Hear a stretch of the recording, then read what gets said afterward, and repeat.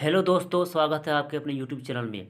दोस्तों, JSSC CGL जिसमें 12 क्षेत्रीय भाषा को शामिल किया गया है।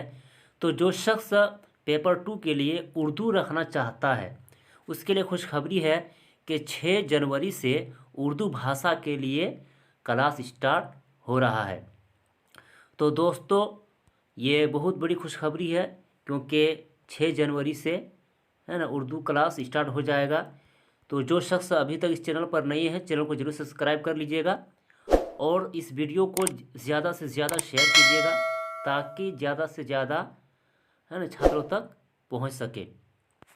दोस्तों, इस चैनल के साथ आप जुड़े रहिए, आपको पूरी तैयारी उर्दू भाषा कराया जाएगा और वीडियो लेक्चर रहेगा और साथ में प्रैक्टिस सेट भी दिया जाएगा। तो दोस्तों, वीडियो को ज़्यादा से ज़्यादा शेयर करें।